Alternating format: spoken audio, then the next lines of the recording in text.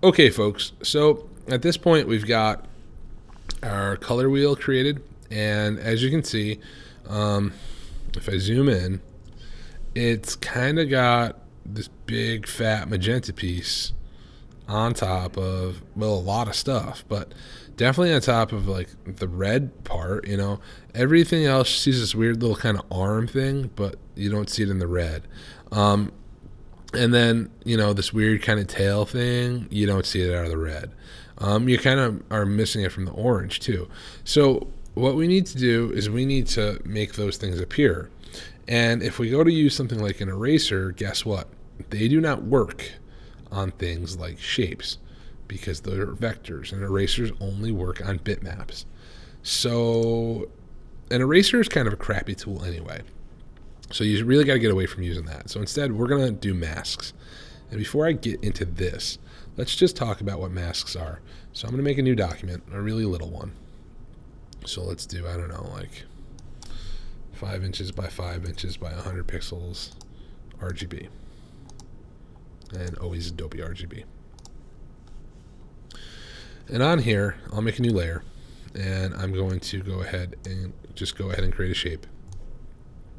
That'll work. And I will also put a little bit of bevel on it.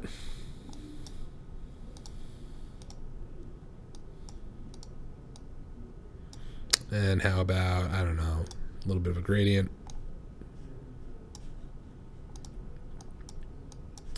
And how about some patterns? How about that? Great. There we are. It's a little gold block now. So again, try to go use the eraser and it doesn't work because it's not a pixel. This is a vector. So instead, what we need to do is we need to utilize a mask.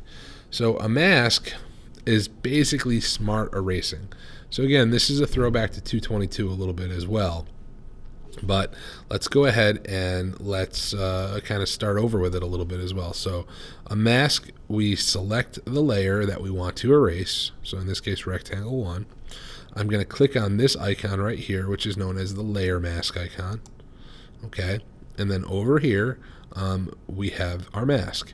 Now notice I can click on my object, or I can click on my mask. I can click on my object, or I can click on my mask.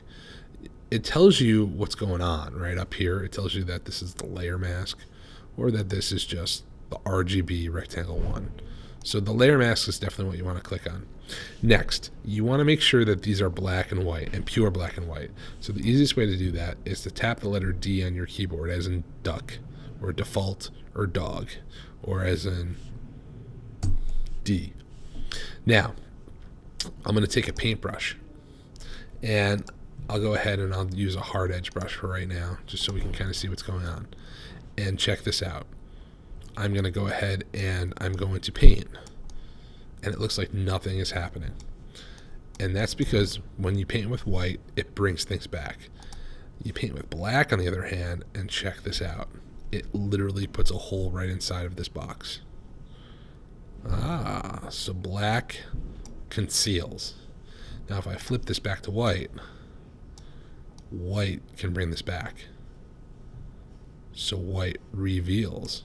So black conceals, white reveals. Now, what happens if I paint and I have like a low opacity? Like, that means I'm not going to paint pure black. That means I'm going to paint gray, and watch what happens. See how it puts a hole in it, but you can still see this right here.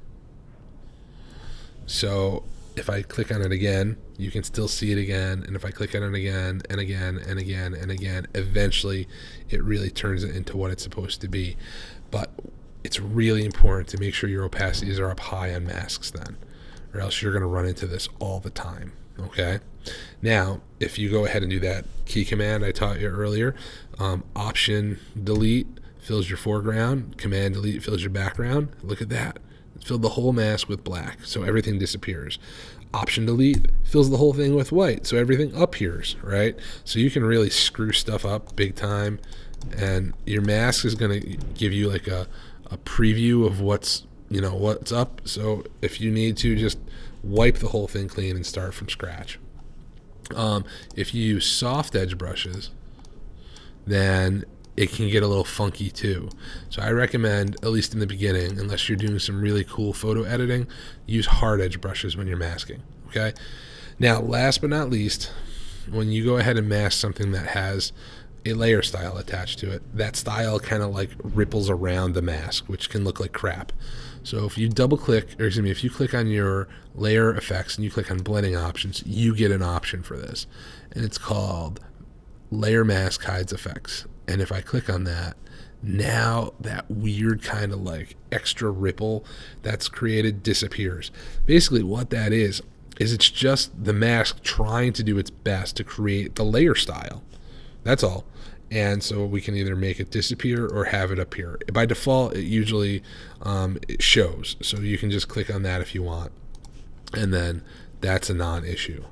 So that's a little bit about layer styles. In our next video, we're going to actually go ahead and we're going to apply it to our actual wheel, and you're going to see how we kind of go ahead and make these things intertwine, which is something that we have to normally do when we are working in Photoshop quite often.